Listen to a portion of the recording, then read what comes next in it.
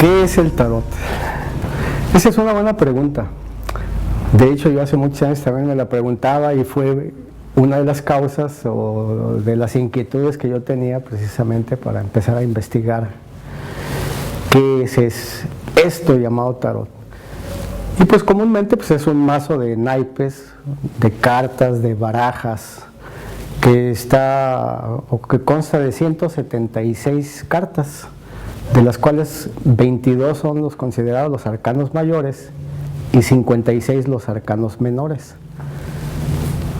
Lo que han tomado las barajas comunes y corrientes, como nosotros las conocemos en este caso, como es la baraja española, la francesa, la inglesa, las que se utilizan en los salones, en los juegos de mesa, etcétera, pues están tomadas precisamente de los arcanos menores. Los arcanos menores están constituidos por espadas, por bastos, por copas, por oros o pentágonos, que es lo que tienen las barajas comunes y corrientes.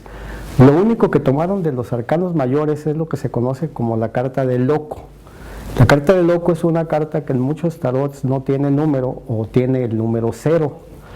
Entonces, estos 22 arcanos mayores pues simbolizan en sí parte de la cosmogonía. Su origen, como todos lo que ha estado dentro de lo oculto, de lo secreto, de lo hermético, de lo místico, pues hay muchas explicaciones de sus orígenes. Algunos nos dicen que es, por ejemplo, de origen extraterrestre, cosa que yo no comparto en lo absoluto. Otros dicen que formaba el tarot parte de lo que se conoce como el libro de Thoth. Y esto es muy interesante porque Thoth es el mismo Hermes, el personaje conocido como Hermes Trismegisto, que tiene un legado hermético, iniciático, esotérico muy vasto, ¿no? Inclusive pues hay por ahí, hay un eje central de la filosofía que todo investigador serio del misticismo, del esoterismo, del ocultismo, etcétera, pues lo tiene como libro de cabecera, que es un libro que se llama el Kybalión. El eje central son los principios herméticos y se arguye que el personaje central, el creador, el escritor o el autor de estos principios, pues es un personaje Hermes Trismegisto, que como todo también pues es un personaje histórico, forma parte de un mito y al final de cuentas también se convierte en una divinidad por los egipcios conocido como el dios Thoth, y se dice que ese libro de Thoth conservaba precisamente lo que a nuestros días llegó como el tarot. Es importante decir que, como todo desde el punto de vista iniciático o esotérico, yo te decía que el tarot, algunos dicen que su origen es extraterrestre y otros que tiene sus bases o sus fundamentos o ese inventado libro de Thoth. Quiero decirte que Hermes Trismegisto no es en sí un personaje. Esta es parte de la historia que a mí me gusta, ¿no? Cuando analizamos la palabra Hermes, recordemos que en la mitología griega es el mensajero de los dioses. Los romanos toman este personaje y lo convierten en Mercurio. La palabra tris pues nos da idea de tres, y magíster habla de 3 maestrías o de 3 escuelas o de 3 institutos de estudios o investigaciones esotéricas o iniciáticas. La palabra así compuesta nos hablaría de una especie de sincretismo del conocimiento que se había adquirido cada una de las escuelas por su parte y que en un momento determinado se reúnen o se juntan para dejar ellos sabederos de que los ciclos de ese tipo de conocimiento se terminaban y la humanidad iba a entrar en un materialismo como necesidades básicas del espíritu, puesto desde que tenemos un cuerpo físico, el espíritu requiere también de esas experiencias materiales. Ellos sabederos de que terminaba un ciclo de investigaciones superiores, de logros, de reconocimientos espirituales, etcétera, buscaron la manera de dejar ese conocimiento a la posteridad, sabederos siempre de que iban a llegar los momentos en que venían personas preparadas para retomar esos conocimientos que ellos ya habían adquirido y tomarlo como punto de partida para seguir avanzando en la búsqueda de la evolución de tipo espiritual. Entonces, estas 3 escuelas a que hacen alusión Podríamos hablar de escuelas en Arabia, de escuelas en la India y de escuelas en Egipto. Este mismo símbolo de Hermes Trismegisto, y voy a hacerte referencia a un pasaje de la Biblia, que yo tomo la Biblia no como un libro religioso, ni estoy a favor ni en contra, sino simplemente referencias, porque para mí la Biblia es un libro de un contenido esotérico muy importante. Es así como un manual de convertirte de un ser humano, como nos clasifica la ciencia, de un animal racional a un humano pensante verdaderamente. Esa es la Biblia. Entonces, en la Biblia te recordarás que para el nacimiento de Jesús el Cristo, 3 reyes, originalmente la Biblia los manejaba como 3 magos, después le antepusieron la palabra de reyes, pero eran 3 magos, que venían en cabalgaduras diferentes cada uno de ellos, y le traía un obsequio a ese niño Dios que ellos sabían, siguiendo una estrella que iba a nacer.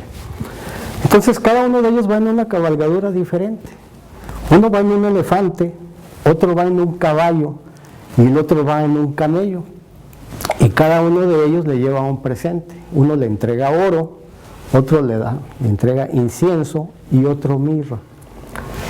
En alusión a las cabalgaduras, cuando hablamos de reyes y que hablamos de magos, ya dije en una plática anterior que mago viene de, la palabra mago pues viene de alguien que practica la magia, pero la magia tiene que ver, viene del magíster, de la maestría, del estudio de leyes, su investigación, su aplicación, etc.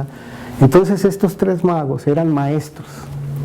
Cada uno de ellos es el símbolo, también aquí no es un personaje físico, sino el símbolo del sincretismo del conocimiento de 3 escuelas. Y si vemos las cabalgaduras, cada una de ellas nos lleva a una de esas escuelas. El elefante indudablemente está ligado a la India, el camello está ligado al Egipto y el caballo a Arabia. Me regreso a Hermes Trismegisto, es el mismo símbolo. Hermes Trismegisto habla del sincretismo, la confluencia de esos 3 conocimientos, que en un momento determinado, retomo la plática anterior, se dieron cuenta que el ciclo del conocimiento del avance espiritual llegaba a su fin, porque que en la vida todo es cíclico. Hay momentos para progresar materialmente, hay momentos para desarrollar nuestras emociones, hay momentos para desarrollar nuestro intelecto y hay momentos para dedicarlos a la espiritualidad. Entonces, con todo ese conocimiento que ellos habían adquirido, buscaron la manera de postergarlo a la humanidad, sabederos, te digo, de que iba a llegar el momento en que la humanidad iba a lograr ya determinado avance para retomar esos conocimientos como punta de partida y seguir hacia adelante. Entonces idearon de qué manera lo dejaban y surgieron varias ideas. Unos dijeron que había que formar religiones con simbolismos apropiados para que a través de las religiones la gente se interesara por los aspectos de la naturaleza espiritual del ser humano. Otros dijeron que había que continuar con un linaje que ya se tenía. El clásico aforismo de que cuando el discípulo está preparado aparece el maestro. Entonces formaron escuelas de iniciación como la Gnosis, como los teósofos, como los Rosacruces, como los gnósticos, como los acuarianos, como los masones, donde había una continuidad de estos mismos conocimientos.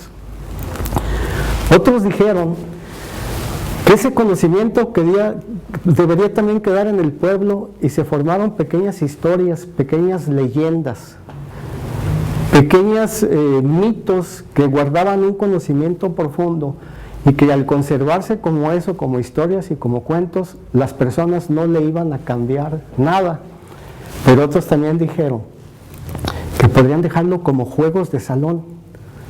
Y si se analiza, por ejemplo, el ajedrez, el dominó, si se analiza lo que se domina tarot, pues resulta que está lleno de una riqueza de enseñanzas espirituales, humanas y en general de la vida en su conjunto.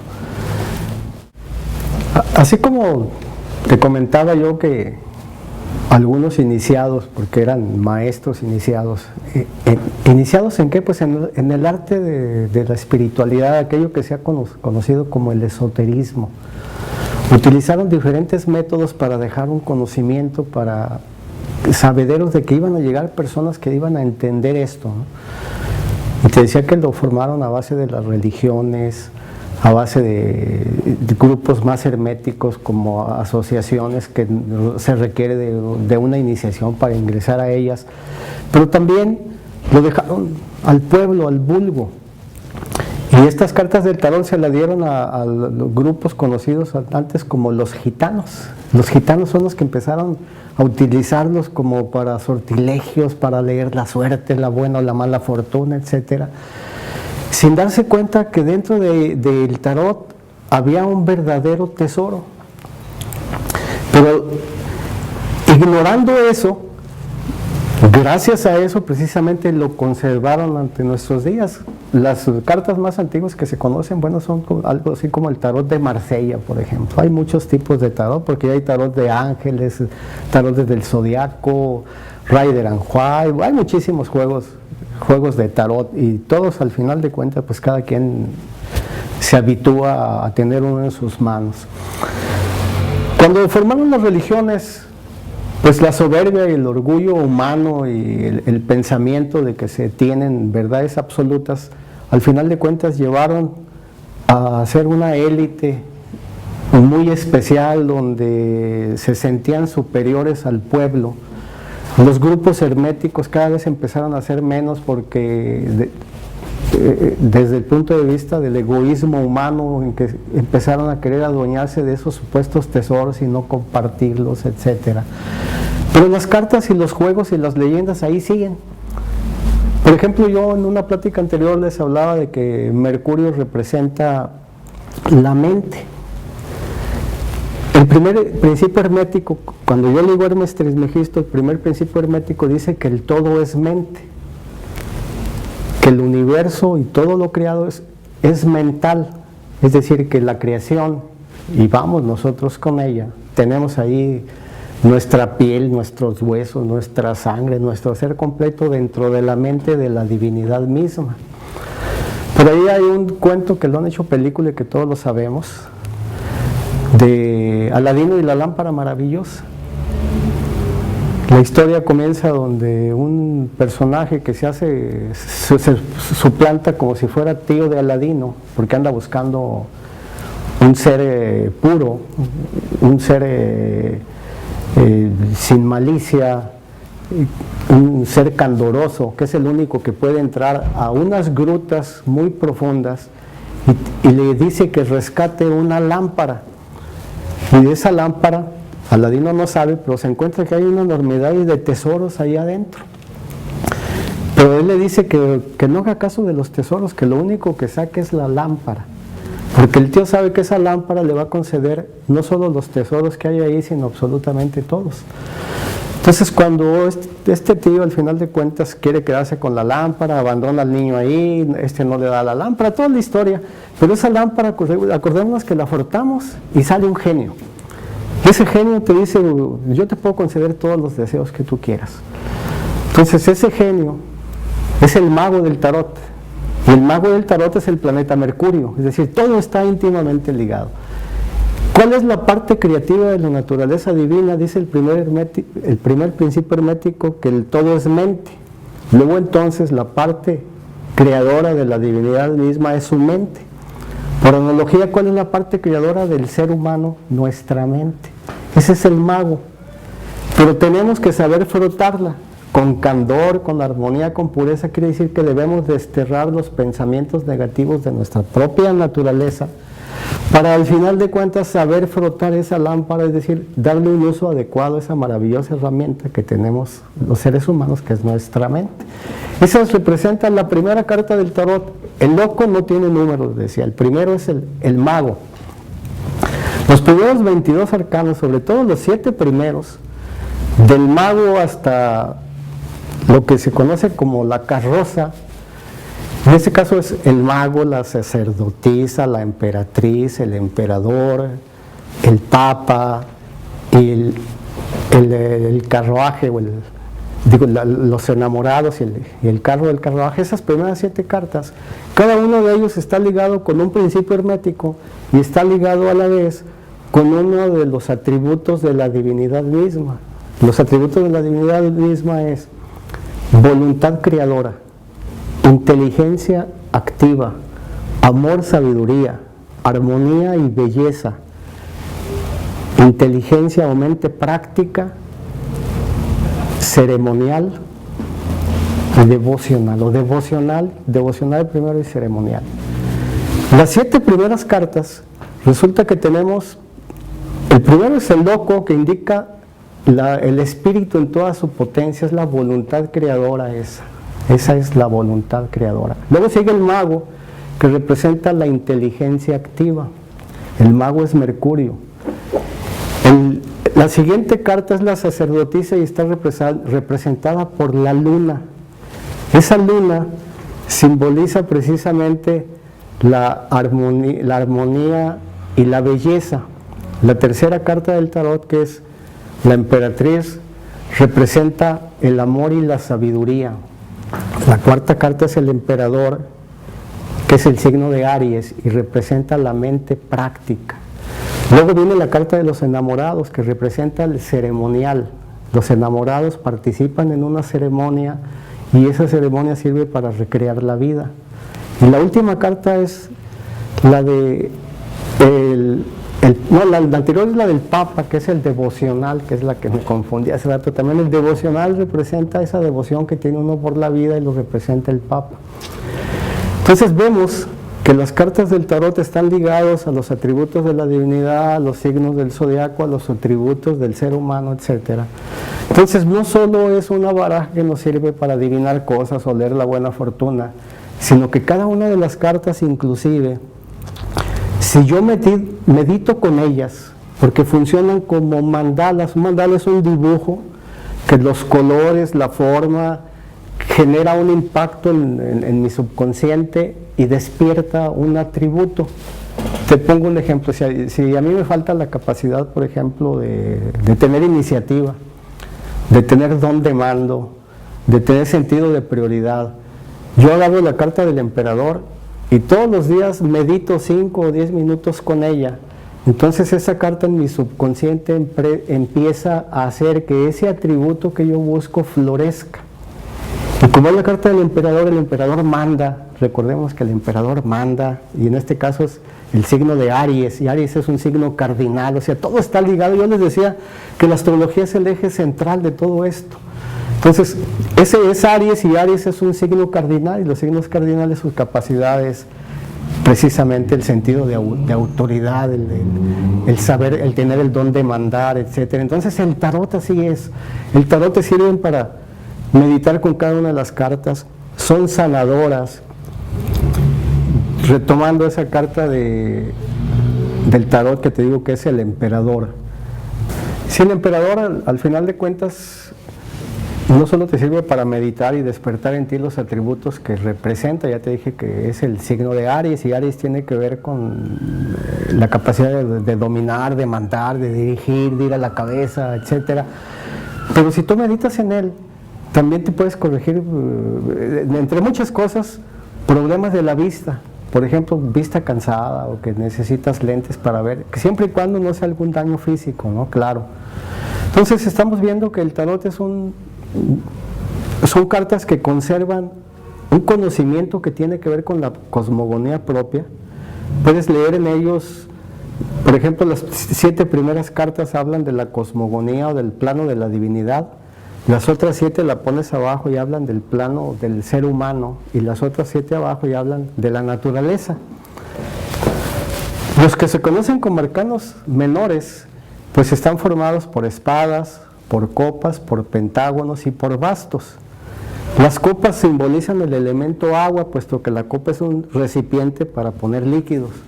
Las espadas simbolizan el aire, porque cortan el aire cuando tú las mueves. Los bastos son pedazos de madera que simbolizan el fuego, y los pentágonos o los oros representan la materia.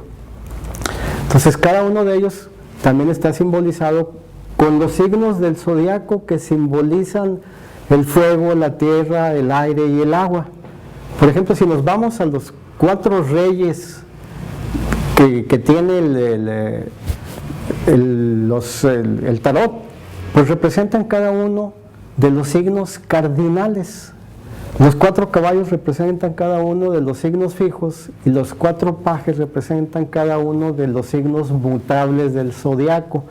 Por eso yo te decía que si tú aprendes astrología, se te facilita mucho estudiar el tarot o estudiar la numerología.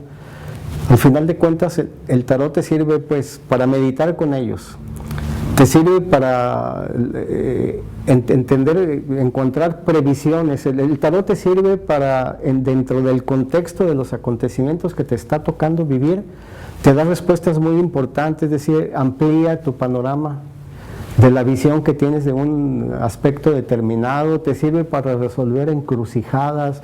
Si vas a hacer un viaje, ¿cómo va a salir ese viaje? ¿Con qué contratiempos puedes encontrarte? Si es recomendable o no, si es un momento adecuado para que cambies de residencia. Al final de cuentas, al igual que la astrología, el tarot es un mazo de naipes que te permite encontrar respuestas a las dudas o a las inquietudes que tienes tú de momento.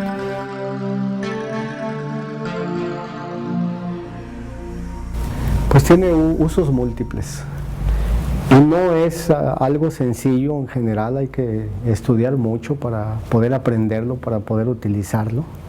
Tienes que familiarizarte mucho con tus cartas, inclusive meditar con algunas de ellas hasta verdaderamente hacer un uso adecuado del tarot.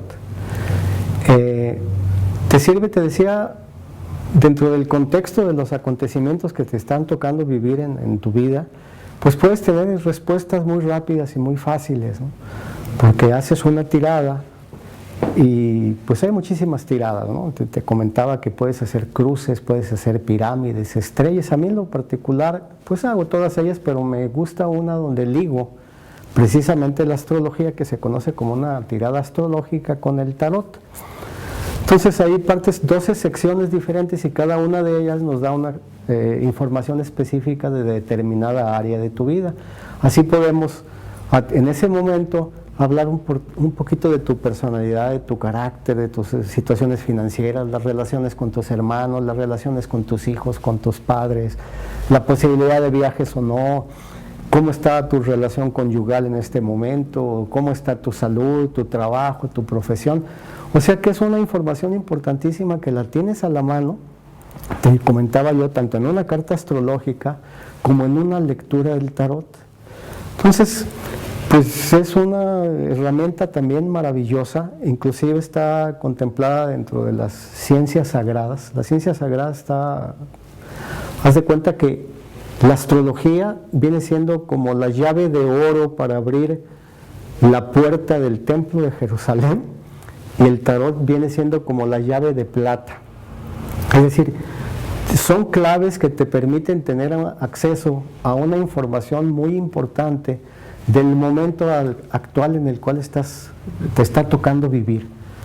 Entonces sí es altamente recomendable hacernos una lectura del tarot, mandarnos a hacer una carta natal, mandarla a hacer la de nuestros hijos, para tener esas herramientas que se requieren para verdaderamente ayudarles, convertirnos en un aliado de nuestros propios hijos, o convertirme yo en un aliado de la vida y mis capacidades y mi manera de vivir en ese momento, a estar luchando en contra de la corriente, ¿no? Pues eso es lo que te puedo decir así a grandes rasgos del tarot, porque claro, pues cada una de las cartas nos da un conocimiento específico. Por ejemplo, los personajes cuando están sentados indica pasividad, cuando están parados indica actividad, cuando están mirando hacia la izquierda el personaje habla de algo de tu pasado, si mira a la derecha habla de algo de tu futuro.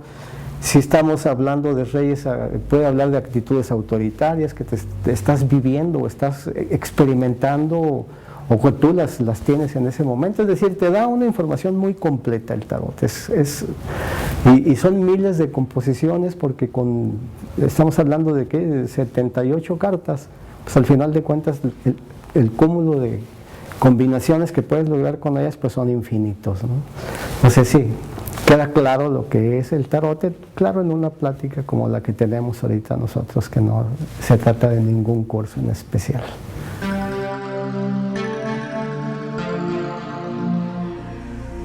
¿Qué es ¿Y para qué sirve la numerología? Bueno, el estudio de los números puede utilizarse en la aritmética o en cualquier ciencia exacta, pero son abstracciones realmente, ¿no? A los números se les puede dar un simbolismo a cada uno de ellos. Por ejemplo, el 1 pues puede representar al Dios manifestado. El 0 sería el Dios absoluto. El 1, el Dios manifestado, y si juntan los dos, el 1 y el 0, indicaría la divinidad en la multiplicidad, sería ya el mundo a través de su creación. El número 2, pues podrías estar hablando de la dualidad. La vida es dual, se requiere de la suma de opuestos para desarrollar la conciencia. El número 3 ya es un número que indica una manifestación.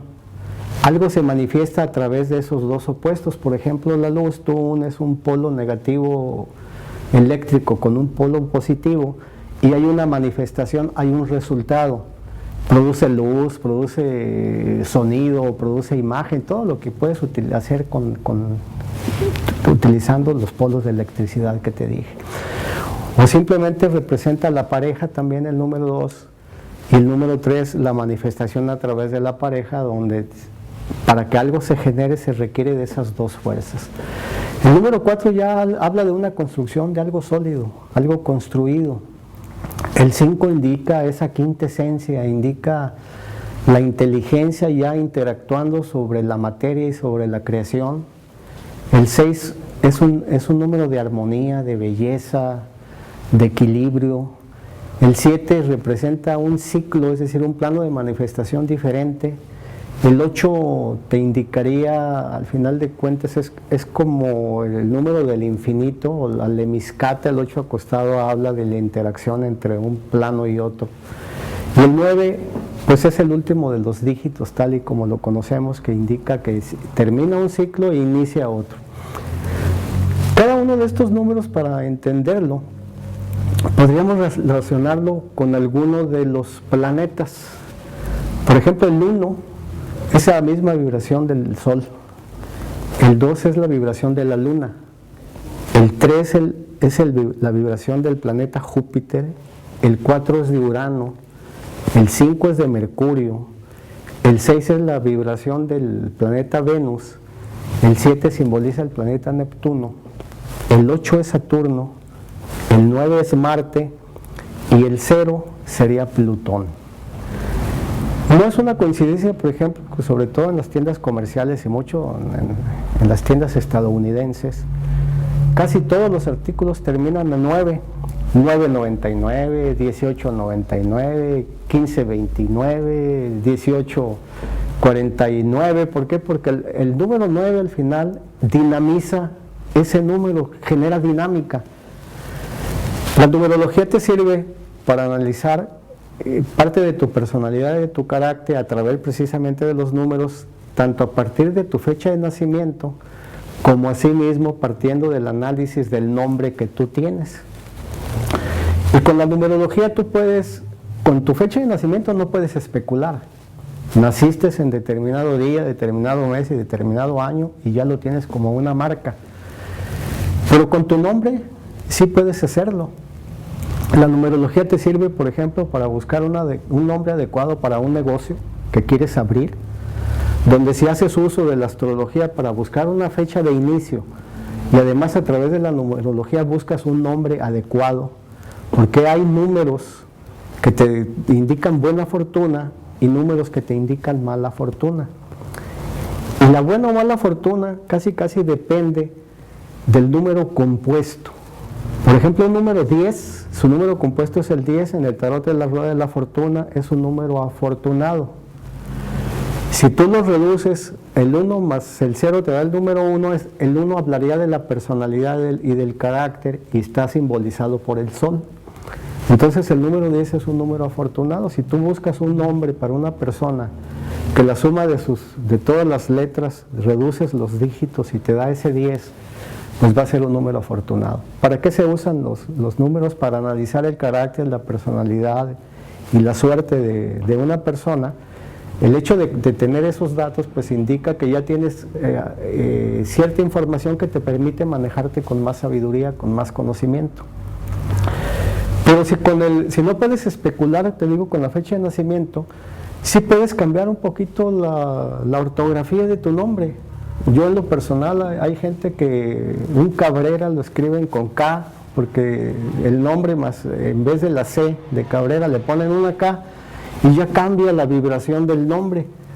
Claro que desde el punto de vista oficial no van a cambiar sus documentos, su pasaporte, su acta de nacimiento, pero al menos ellos empiezan a familiarizar con ese nombre, empiezan a firmar así, etcétera, etcétera, y empiezan a darle fuerza a ese nombre. Entonces te permite especular un poquito con los nombres.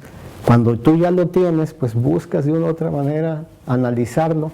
Mira, yo por ejemplo, mi nombre es Héctor Raúl Godínez Bernal. Durante 7 años aproximadamente estuve al frente de un programa de radio y televisión que se llama Los Códigos Secretos del Universo. Y mi nombre, cuando yo hice un estudio de numerología, no me gustaba el resultado que arrojaba para lo que yo quería hacer. Entonces especulé con mi nombre, Héctor Godínez Bernal, Raúl Godínez Bernal, Héctor Bernal, Raúl Godínez, Héctor Godínez, pero ninguno resultaba. Entonces aquí en mi casa, toda mi familia, y esta es una anécdota especial en mi vida, me dicen Paco. Sin llamarme Paco, me dicen Francisco, mi mamá me decía Pancho. Y el motivo de esto es que cuenta mi madre que cuando me llevaron a registrar a mí y que regresaron mi papá y mi mamá del registro, y mi abuela materna se enteró que yo me llamaba Héctor Raúl, se indignó, corrió al calendario y dijo: nada más a los animales se les busca nombre, él es Francisco de Sales, él es Francisco, y todo el mundo Paco, Paco, Pancho, Pancho, a grado tal que cuando yo empecé a ir a la escuela, cuando pasaban lista y mencionaban Héctor Godínez, pues yo no sabía quién era ese individuo, me pusieron falta, me ayudaron a llamar a mi mamá porque yo no iba a la escuela. Entonces, como todos me dicen Paco, entonces yo utilicé el Francisco, empecé Francisco Godínez Bernal, Francisco Bernal, y al final de cuentas me quedé con el Francisco Bernal. Entonces en el programa yo aparezco ahí como el maestro Francisco Bernal, en todas las cartas natales o cualquier estudio astrológico que hago lo firmo como Francisco Bernal. Es decir, analicé mi nombre, no me gustó el número que arrojaba para lo que yo quería hacer y utilizo el Francisco Bernal. Y Francisco Bernal, pues, se hizo famoso aquí, al menos en la comunidad, 7 años de programa en radio y en televisión. Todo el mundo conoce a Francisco Bernal, todo el mundo ignora quién es Héctor Godínez, nada más mis familiares y mis amigos íntimos saben que soy yo. Entonces la numerología te sirve para buscar un nombre adecuado, te decía yo, para un negocio, donde las personas cuando van a abrir uno me dicen que haga un estudio para hacer una carta horaria. Esto implica en qué momento abrir ese negocio, inaugurarlo, pero al mismo tiempo me proporcionan 5 o 6 nombres y yo escojo, elijo el más apropiado y le hago un estudio. Y ahí les recomiendo los colores que utilicen en su publicidad, qué tipo de esencias aromáticas pueden poner en el mismo, qué tipo de cuarzos o de piedras pueden poner en un cajón X, o qué tipo de flores, etcétera. Entonces, eso te digo, aunque es solamente uno de muchas necesidades que tiene un negocio para tener éxito, como lo puede ser un estudio de mercado, el que conozcas adecuadamente a qué te vas a dedicar, bueno, pero al menos ya es un factor de éxito y triunfo el inicio y el nombre. Así que la numerología pues es importantísima. Por ejemplo, una persona que nació el 23, tomando como día nada más, el 23 de cualquier día, si tú lo reduces te da un 5. El 5 representa el planeta Mercurio, entonces es una persona que va a hablar mucho, se va a comunicar mucho, va a tener facilidad de palabra, de conocimiento, va a ser inteligente, nerviosa, con problemas quizá del sistema respiratorio, va a mover mucho las manos, porque ese día indica que la influencia de Mercurio estaba muy fuerte en su personalidad y en su carácter. Una persona que nace el 27, pues es el 9, es Marte, va a ser dinámico, activo, un poquito reflexivo, así visceral, le va a faltar el sentido de consecución. Y volvemos al final de cuentas a la astrología, que cuando la conoces te facilita entender los números, entender las cartas, entender el tarot, y entender sobre todo al ser humano en su conjunto.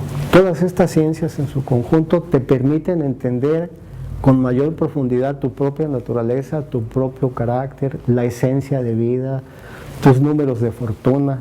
En los números compuestos, pues hay algunos muy recomendables, como puede ser el 17, por ejemplo, que es la estrella en el tarot, el 19, que es el sol, el 21, el 23, el 24, el 27, son números muy afortunados. Malos números, por ejemplo, alguien que termina el 12 es la carta del colgado, ¿no? Indica sacrificio. O, por ejemplo, un 8, el 8 es un número considerado karmático porque representa al planeta de Saturno, es decir, que cuando tú ligas todo esto, pues tienes en tus manos verdaderamente una herramienta maravillosa para poder ayudar a las personas a elegir un nombre adecuado para sus niños, e inclusive tú. Yo tengo por ahí un amigo que su nombre nunca le gustó y por más que le busqué y eso no lo encontraba y me dijo, pues por ahí a mí me dicen Lobo. Y ahora firma como Francisco Lobo. A ese grado se puede llegar. Que hagas uso adecuado de lo que es la astrología, la numerología y del tarot, porque es una herramienta que te va a ayudar muchísimo para encontrar esa clásica duda filosófica que todos los seres humanos tenemos. ¿De dónde vengo? ¿Cuál es mi origen? La vida, ¿cuál es el significado de la vida? ¿Y cuál es el destino final del ser humano? ¿Hacia dónde voy? Entonces, a través de la astrología, del tarot y de la numerología puedes tener respuestas muy interesantes a esa duda o esos problemas o esas cosas que nosotros tenemos.